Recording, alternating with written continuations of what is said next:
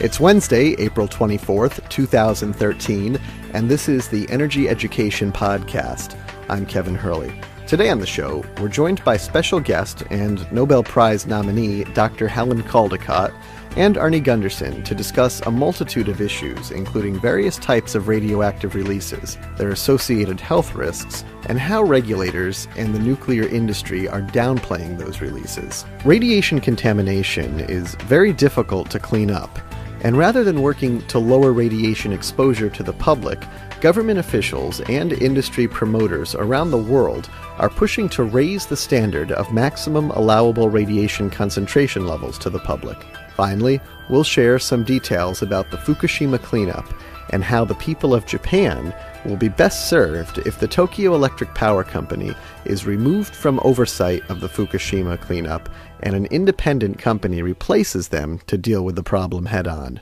Today I'd like to welcome Dr. Helen Caldicott to the show. Dr. Caldicott, thanks for coming on. Pleasure.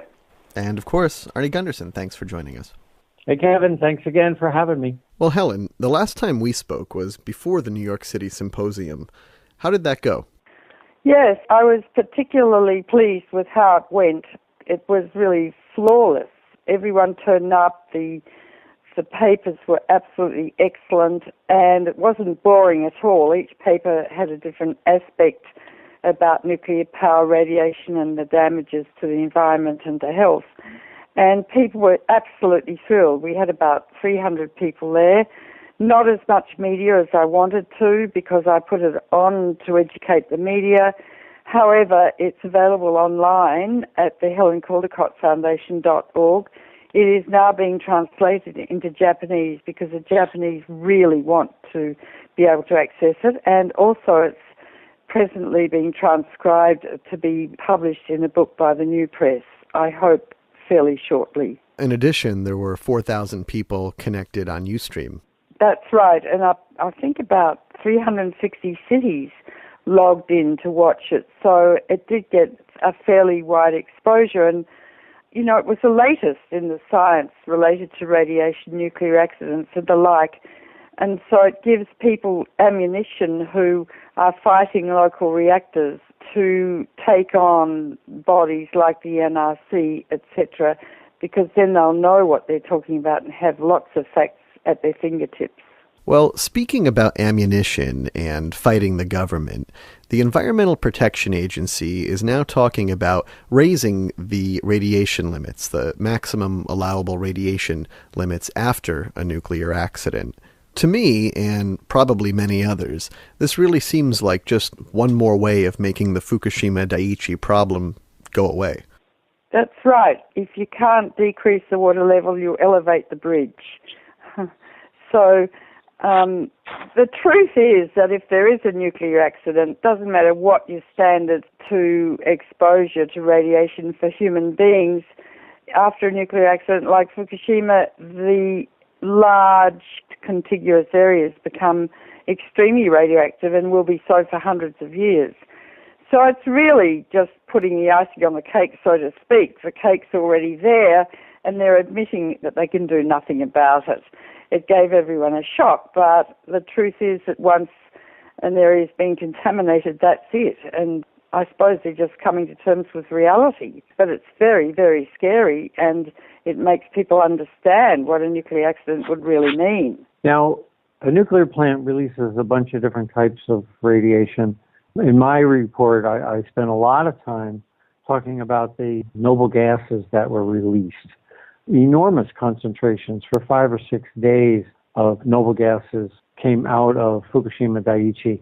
Now, they are inside the fuel, and as soon as the fuel cracks, we don't need a meltdown, as soon as the fuel cracks, the gases escape into the containment.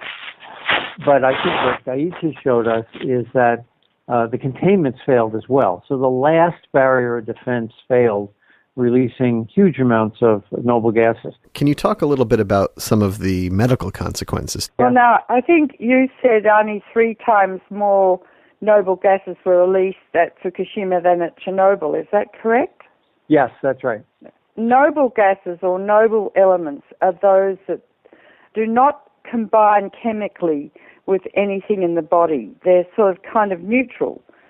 because, carbon-14 actually combines in the DNA molecule, so does tritium, and strontium as a calcium analog gets into bone, etc. But noble gases don't go specifically to anywhere in the body because of their chemical makeup. However, noble gases are very high-energy gamma emitters, like X-rays. And so if you're immersed in a cloud of noble gases, you're going to get a big dose of radiation, external radiation, like an X-ray. However, if you inhale the noble gases, and they are xenon, krypton, and argon, xenon being the worst, you inhale the gases, and in fact, they readily pass through the alveoli, the little air sacs in the lung, into the blood where they circulate, and they are fat soluble, so they deposit in the fatty tissues of the body, which are the abdominal fat pad and the upper thighs where there's a lot of fat, and they there irradiate very important cells with gamma radiation, the ovaries and testicles.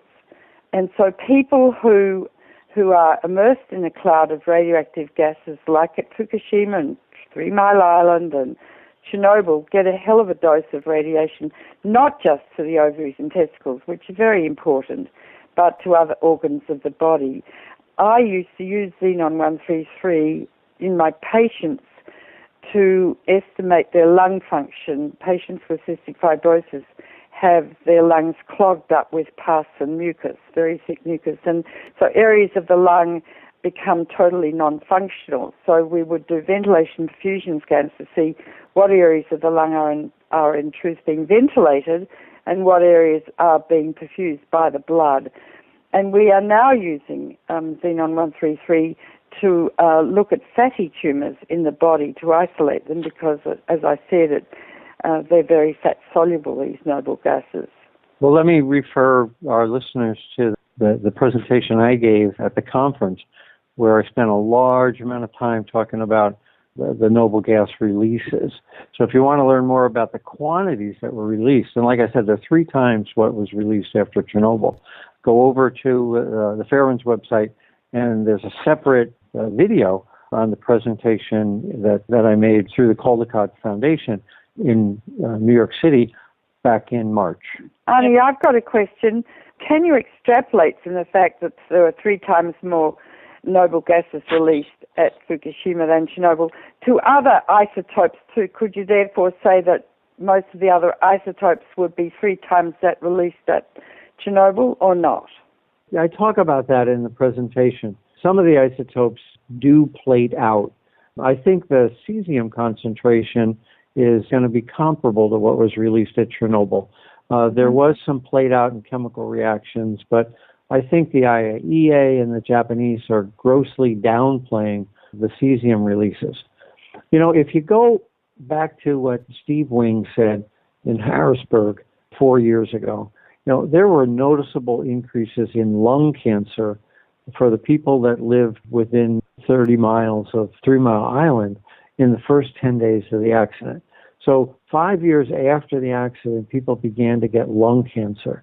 And that's the only thing Steve could measure, but I attribute that to breathing enormous amounts of noble. I think you might be right about that. In fact, I think that lung cancer started to appear 2 years after the 3 Mile Island accident, which is extremely early.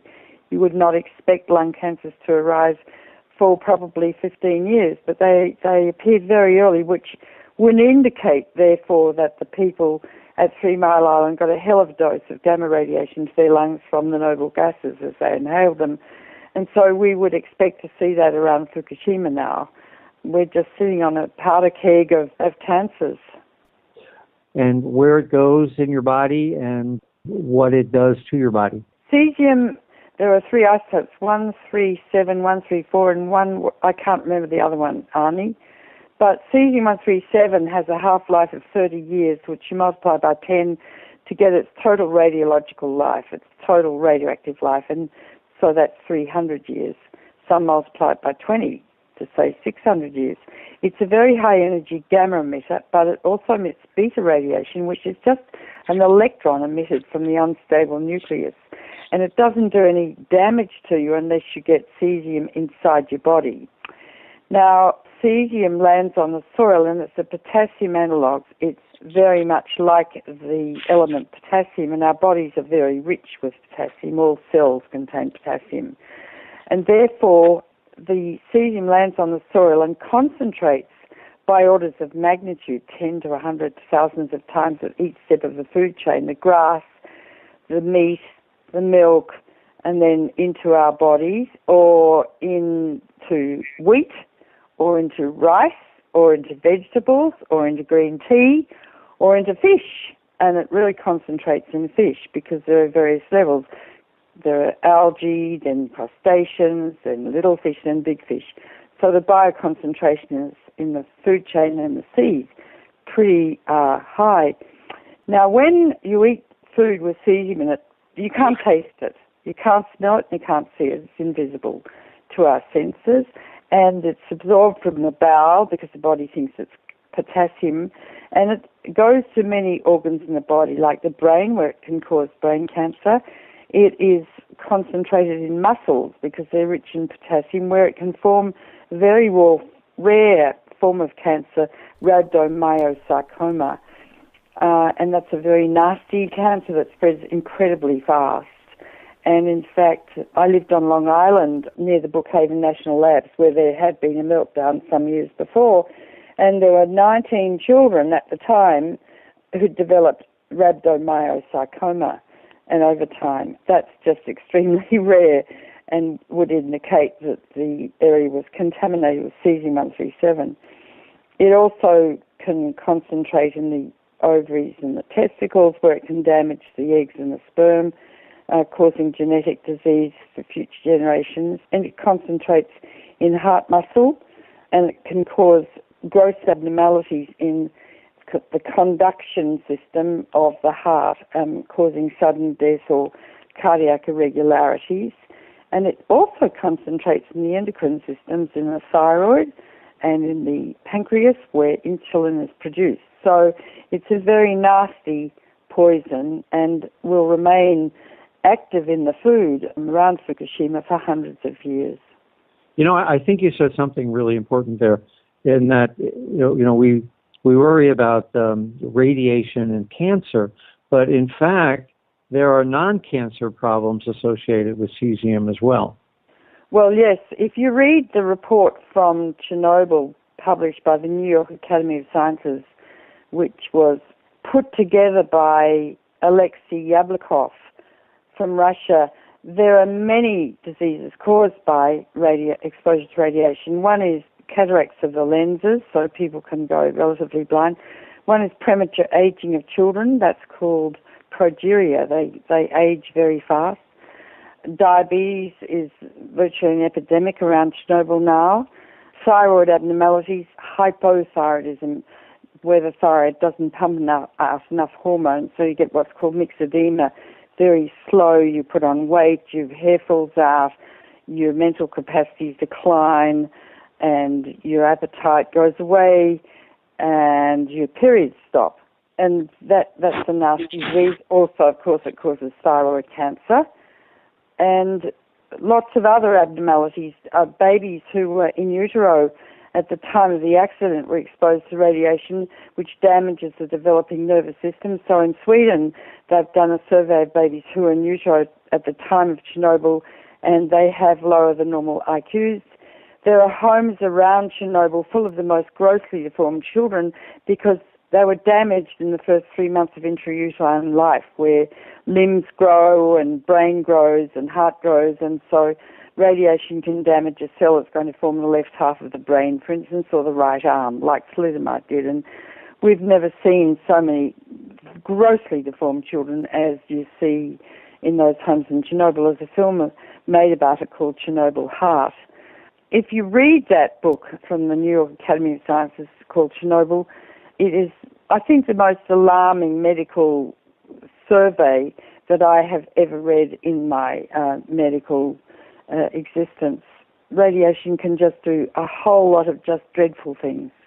You know, we seem to focus on the cesium concentrations, but scientifically, the cesium's easy to detect. So everyone is saying, well, the cesium concentration is, but it doesn't mean that cesium's the only isotope out there. It's just the sort of the canary in the mine shaft, if you will.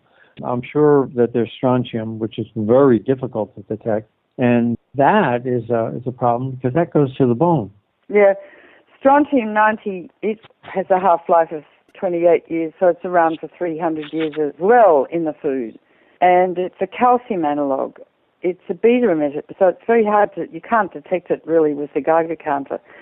And it gets into the food, concentrates, as I said, especially in milk and cheese and yogurt and the like.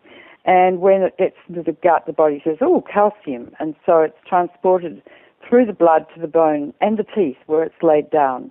And the beta particle can damage a regulatory gene in a bone cell, and the bone sits quietly for the incubation time for cancers, anytime from 5 to 80 years. And one day that cell divides in an unregulated way, and that's a bone cancer, osteogenic sarcoma. Henry Kennedy's son had that and had his leg amputated, little Edward. It also causes leukemia because the white blood cells are made in the bone marrow. So if you radiate a white blood cell and the regulatory gene is damaged, the white blood cell begins to proliferate in its trillions. Leukemia means white blood, and the blood fills up with immature white blood cells which can't fight infection, and the bone marrow gets packed with white blood cells, so there's no room for platelets to grow, which cause clotting. So patients with leukemia die either of massive hemorrhage and or massive infection, a bit like the way AIDS patients die. You know, here in the United States, when we detect strontium in fish, the nuclear industry's position, well, it's in the bone and nobody eats the bone. We always eat the meat. But the problem in Japan is that frequently there's a lot of fish stews created. And when you boil the fish bone, the strontium doesn't stay in the bone again. It goes into the stew and can be re-ingested by the people that eat the fish stew. That's right. And also a lot of Japanese eat the bones of the fish if the fish are small and the bones are small. So moving along now, let's talk a little bit about iodine. Okay, there are two iodine isotopes. One is iodine-131, which has a half-life of 8 days, meaning it lasts only for about 10 weeks before it decays away to nothing.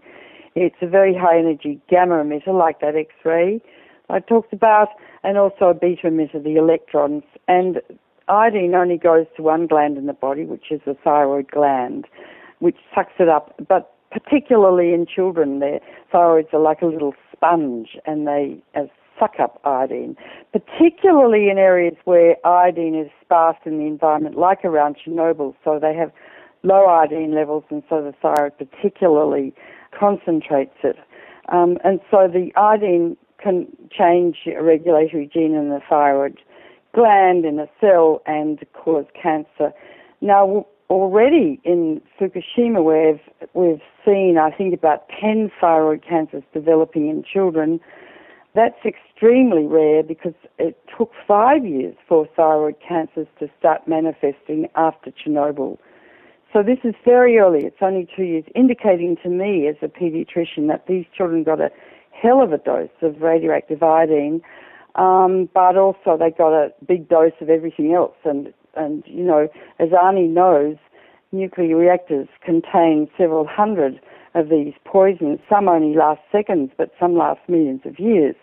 So there's a whole cocktail of radioactive elements that people will have inhaled and eaten. The other iodine is iodine-129, which has a half-life of 17 million years. So it's around forever. It's not as potently radioactive as I-131, but it's still carcinogenic, and that's around forever. Well, we've talked a little bit about potassium iodine pills in the past and how they might be helpful to people in a nuclear accident. But how exactly do they work? My understanding is that they go to the thyroid and somehow protect the thyroid from radiation exposure. Well, potassium iodine is just an inert substance that's not radioactive, but there's a catch. You have to take your potassium iodine tablet before the radioactive cloud reaches you, before you inhale the iodine, which is absorbed from the lung. And mostly, well, in the major accidents, Fukushima, Chernobyl, and 3 Mile Island, people didn't know about it till days after the accidents occur because the authorities don't let them know, whereby and by which time they've already inhaled radioactive iodine. It's too late. You have to take it before the cloud of radioactive iodine reaches you, and what it does is saturate the thyroid with normal iodine so the thyroid will reject, I think, 70% of the radioactive iodine, but I think 30% still gets incorporated into the thyroid. The other thing is, of course, radioactive iodine is concentrated readily in food, and particularly in milk. So children drinking milk that comes from cows or goats or sheep that have been contaminated from a reactor accident are drinking radioactive iodine. So, you might have inert potassium iodide tablets in your medicine cupboard if you live near a reactor or far from a reactor, in fact, but you probably won't know in time to take the iodine anyway, and it only protects the thyroid, not totally, as I said, 70%, not 100%, and it doesn't protect any other organs. So clearly, potassium iodine pills or tablets can help people in the event of a nuclear accident if they're dispensed quickly. However, we see during the 3 Mile Island accident and now the Fukushima accident that they were withheld. They were not dispensed quickly. Why is that? Yes, that's right. They don't want to give it a bad name. So if the health authorities say, look, you've got to have these tablets in case there's a meltdown, everyone gets very panicked, and so you don't want to create panic. And that was the Japanese government, in fact, stated that.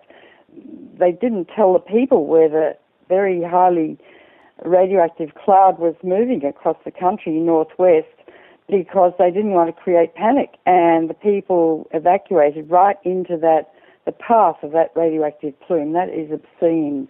So the government officials, in fact, protecting and a part of the nuclear industry, they're not there to protect the people, although we elect them and we pay for them. All these isotopes indicate a couple things to me. They indicate that nuclear fuel failed, and we know that. I mean, there was a meltdown and a melt through of the nuclear reactor vessels. But that wouldn't be enough unless the containment failed too. The containment is that last line of defense.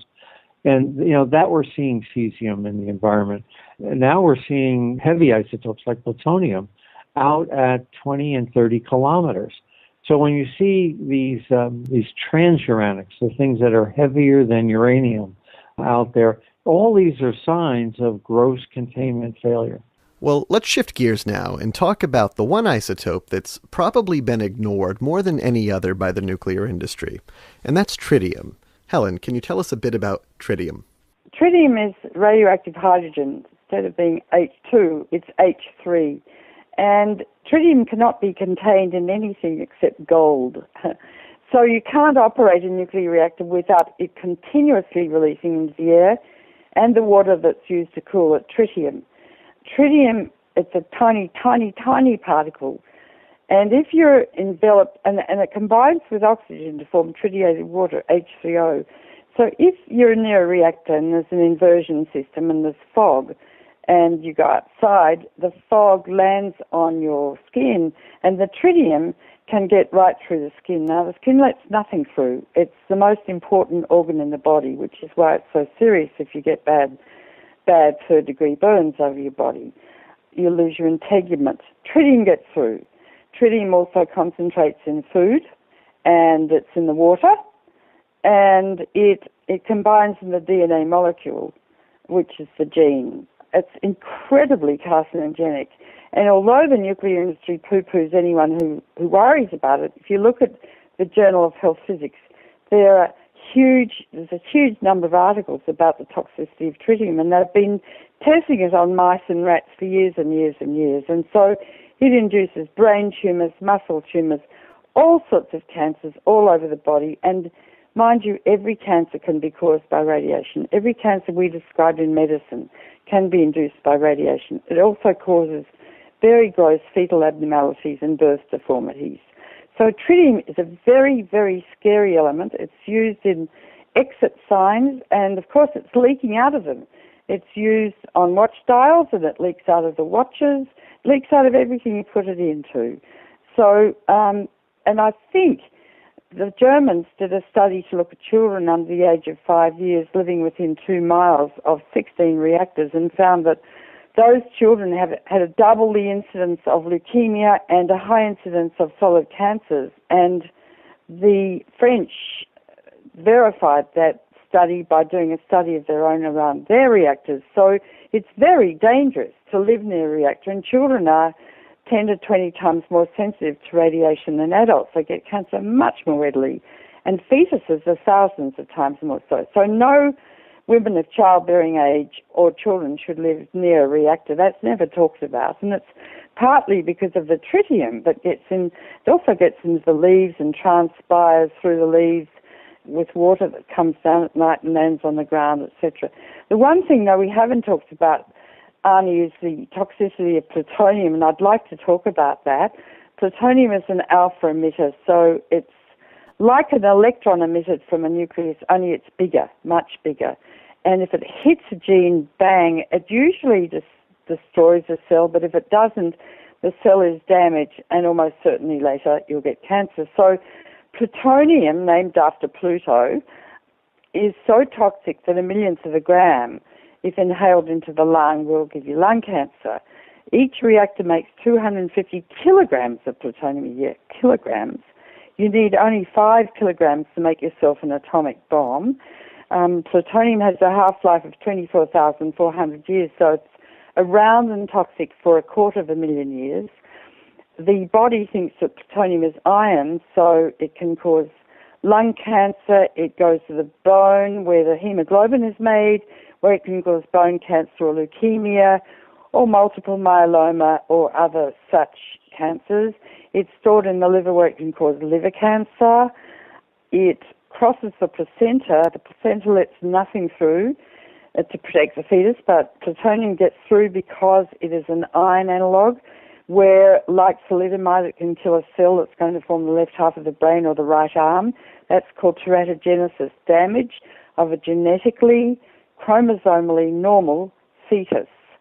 It also has a predilection for testicles and tends to concentrate in the testicles next to the cells that are forming the sperm, so it can produce genetic mutations in the sperm to induce genetic diseases passed on generation to generation for the rest of time, and there are 2,600 genetic diseases now described, like diabetes and cystic fibrosis and haemophilia and many, many others. So plutonium's nasty, but there's something nastier, and that's americium-241, which is a decay product, I think, of plutonium-241, which has a fairly short half-life. So americium-241 is a potent gamma emitter as well as an alpha emitter, and they're extremely worried in Europe because 40% of Europe is contaminated with fallout from Chernobyl and will remain so for hundreds of years. But the americium is now starting to build up as the plutonium-241 decays, and it's very, very toxic and radioactive. So things are going to get worse in Europe over time, not better. And that's described vividly in the book on Chernobyl by the New York Academy of Sciences. Wow, Helen, I don't know how you go to sleep at night. Well, I go to sleep by doing this work, which makes me feel more comfortable and that I might make a difference. But in truth, Arnie, we're not making a lot of difference, are we? I think we are in Japan. I think the Japanese are listening to people like you and the people that went to the symposium more and more and listening to their own government and Tokyo Electric less and less. Yeah, but you know that I just woke up this morning reading more about Fukushima. It's an absolute mess. A total disaster mess. And they'll never clean it up, never. I mean, the IAEA says it'll take 50 years, 40 or 50 years, but they'll never clean it up. Let's be frank, they won't. It's an unmitigated disaster which will remain in perpetuity for the rest of time. And although the Japanese may become more and more aware of their situation, there's nothing anyone can do about it. You know, human beings can't cope with such an atomic nuclear accident. You know, I talked about the recovery of Fukushima Daiichi when I was over in Japan at the end of August. And I was at the Independent Press Association, And the video's up on the site. But the recovery of the site will go nowhere as long as Tokyo Electric is in charge. The solution to begin improving the condition of the site is to get Tokyo Electric out of the management of the cleanup and put a competent engineering organization reporting right to Japan, the nation of Japan, being funded by the nation of Japan and being overseen by independent experts as opposed to the closed little club that Tokyo Electric likes to keep the site. Until we do that, that site is going to continue to have leaks and rats eating wires and on and on and on. We've got to get TEPCO out of the picture if we ever expect to make improvements. And think of the number of people. There are 3,000 men there all the time, I think. And they bring homeless men in from Tokyo, Yakuza, who are the Japanese mafia, subcontracted to provide a lot of the workers. How many people are going to die, being exposed to very high levels of radiation externally, but also inhaling and ingesting radioactive materials? I mean, the thing is just a medical disaster beyond compare. Dr. Caldicott, thanks for coming on the show. That's a pleasure. And Arnie, as always. Thanks again, Kevin. Well, that about does it for this week's edition of the Energy Education Podcast. You can catch us back here next Wednesday and every Wednesday for more on what's happening in the world of nuclear news and more technical nuclear discussion. Also, don't forget to like us on Facebook and follow us on Twitter. For Fairwind's Energy Education, I'm Kevin Hurley. Thanks for listening. Being translated into Japanese because the Japanese really want to be able to access it, and also it's presently being transcribed to be published in a book by the New Press, I hope fairly shortly. In addition, there were 4,000 people connected on Ustream. That's right, and I think about 360 cities logged in to watch it, so it did get a fairly wide exposure, and it was the latest in the science related to radiation, nuclear accidents and the like. And so it gives people ammunition who are fighting local reactors. Are pushing to raise the standard of maximum allowable radiation concentration levels to the public. Finally, we'll share some details about the Fukushima cleanup and how the people of Japan will be best served if the Tokyo Electric Power Company is removed from oversight of the Fukushima cleanup and an independent company replaces them to deal with the problem head-on. Today I'd like to welcome Dr. Helen Caldicott to the show. Dr. Caldicott, thanks for coming on. Pleasure. And of course, Arnie Gundersen, thanks for joining us. Hey, Kevin, thanks again for having me. Well, Helen, the last time we spoke was before the New York City Symposium. It's Wednesday, April 24th, 2013, and this is the Energy Education Podcast. I'm Kevin Hurley. Today on the show, we're joined by special guest and Nobel Prize nominee Dr. Helen Caldicott and Arnie Gundersen to discuss a multitude of issues, including various types of radioactive releases, their associated health risks, and how regulators and the nuclear industry are downplaying those releases. Radiation contamination is very difficult to clean up, and rather than working to lower radiation exposure to the public, government officials and industry promoters around the world. How did that go? Yes, I was particularly pleased with how it went. It was really flawless. Everyone turned up. The papers were absolutely excellent, and it wasn't boring at all. Each paper had a different aspect about nuclear power, radiation, and the damages to the environment and to health. And people were absolutely thrilled. We had about 300 people there. Not as much media as I wanted to because I put it on to educate the media. However, it's available online at the HelenCaldicottFoundation.org. It is now better to take on bodies like the NRC, etc., because then they'll know what they're talking about and have lots of facts at their fingertips. Well, speaking about ammunition and fighting the government, the Environmental Protection Agency is now talking about raising the radiation limits, the maximum allowable radiation limits after a nuclear accident. To me, and probably many others, this really seems like just one more way of making the Fukushima Daiichi problem go away. That's right. If you can't decrease the water level, you elevate the bridge.